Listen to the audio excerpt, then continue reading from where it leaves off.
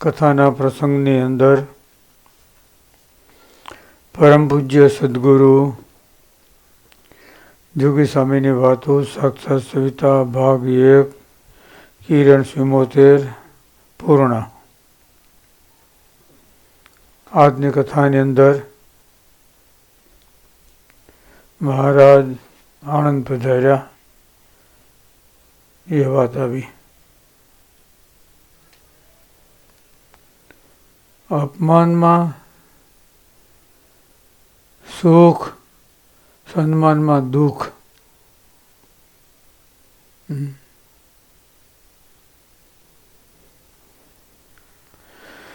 અપમાન થયું છતાંય પણ મહારાજ પોતાની સ્થિતિ થકી પડ્યા નહીં, સહન કર્યું. સહન કરે એ બધાને ગમે.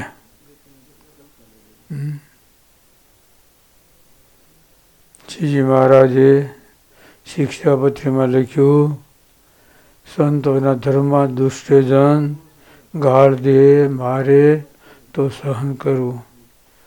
એની સામે ગાળ દેવી નહીં, મારવો નહીં, એનું સારું થાય એવું ચિંતન કરવું, પણ ભૂંડું થાય એવો સંકલ્પ પણ નહીં કરવાનો.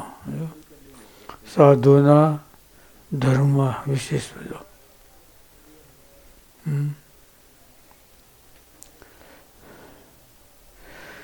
ગરીબને સહન કરવું હેલું, સમર્થ છે એને સહન કરવું બહુ કઠણ પડે.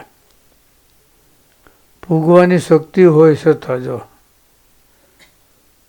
સહન કરે એ સાધુ, સહન ન કરે એ સંસારી, વેર વાળે એ અસુર કહેવાય.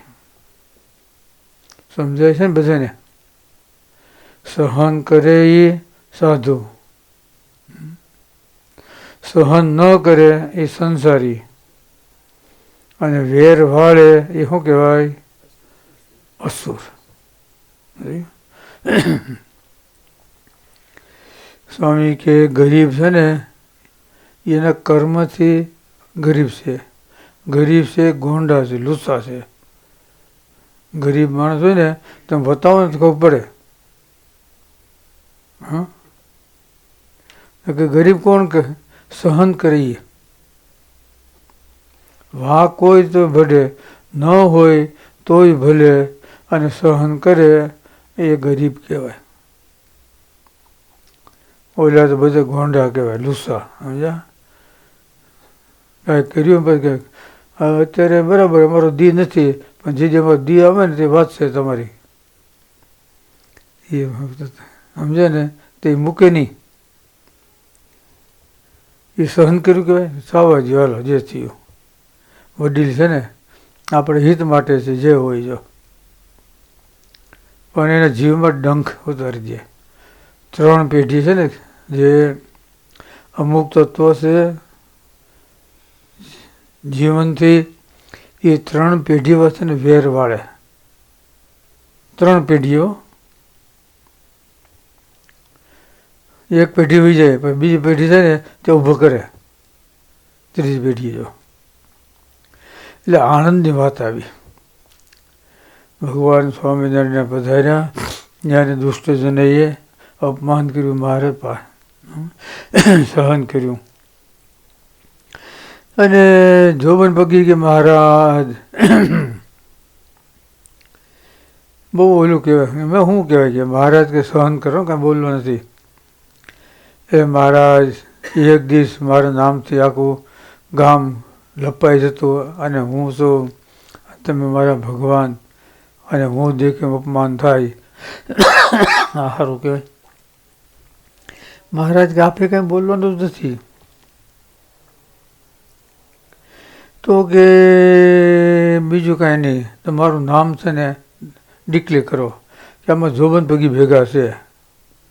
એટલું નામ બોલશો ને તો કોઈ દેખાશે નહીં, બધે વીએ જાય.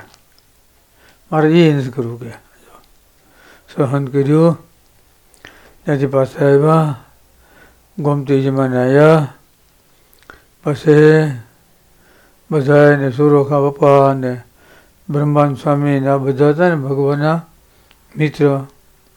મહારાજ હા, કોઈ ભક્ત સંદનથી વધાવે, કોઈ પુષ્પથી, કોઈ હોનો રૂપો હીરા અનાજથી, અને આણંદના ભક્તો છે ને બહુ સારું વધાવ્યો.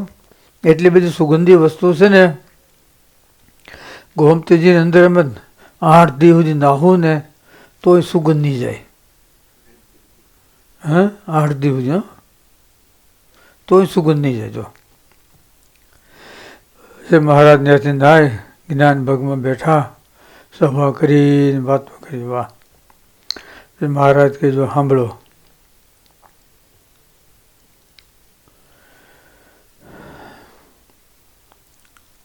એમ કદાચ આપણે કોઈને કાંઈ ધીંગાણું કરી માર્યા હોત તો આપણે ક્યાં જવું પડત? નડિયાદની જેલમાં. અત્યારે આપણે સુખે કરીને બેઠા છીએ. જો આ સહન કર્યું ને એના પ્રતાપ. એટલે વડતાલની અંદર સંત સમાગમ, સંતોનો ફાળામાં એનો વધારે ફાળો છે. આણંદનો સાધુ વધારે. અને સંતો વાત કરતા કે દરરોજની જેટલી તુરડાળ જોઈએ ને વડતાલ મંદિરમાં એટલી આણંદ પૂરું પાડે છે. 300 મણથી આપતા. હવે જે હોય, બપોરે દાળ ભાત હોય, સાંજે ખીચડી તુરદાળની. હો, દરરોજ માટે. કોક દી મગની ખીચડી હોય ને તો આપણે તુરદાળની ખીચડી કેમ મજા આવે? એ મગની ખીચડી મળે ને તો આનંદ થાય. વાહ, આ તો મગની ખીચડી. એ નહીં ભર્યું ને એટલે એટલે સહન કર્યું ને એટલે ઘણો લાભ છે. સમજે ને? બહુ મોટો લાભ છે. ધીર સમ ઢાલ નહીં, મૌન સમ સાપ નહીં, ઝરણા સમ જાપ નહીં. જી મહારાજ કે આપણે સહન કર્યું તો શાંતિથી બેઠા થઈ જો ભજન કરીએ છીએ.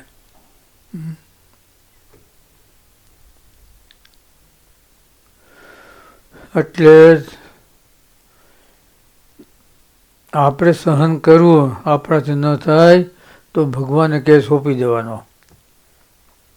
તમે જાણો ને એ જાણે. હા, બરાબર.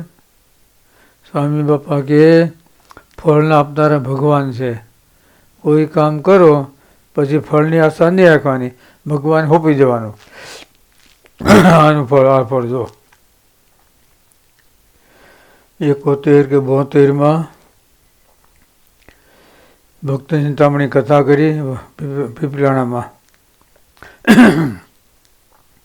7 દિનની કથા પૂરી થઈ. 24 કલાકની ધૂન થઈ.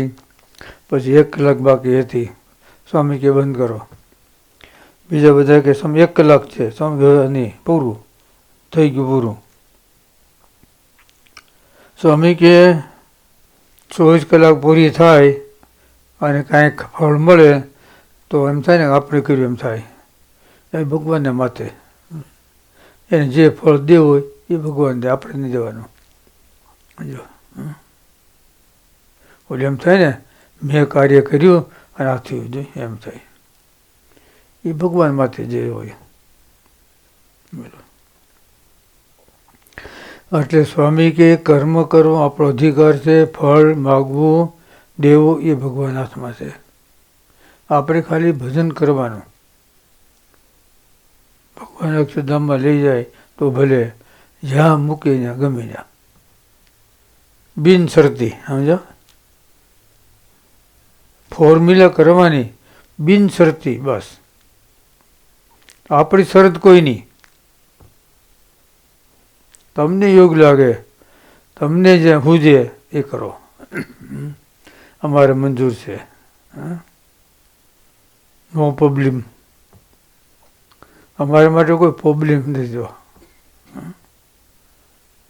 બિન શરતી. એટલે હાથની કથા એવી આવી, સમજાય ને? આણંદની સહન કરવું એ બહુ સત્ય કહેવાય. અને સહન કરે એનો વિજય થાય. બોલો સહેજાન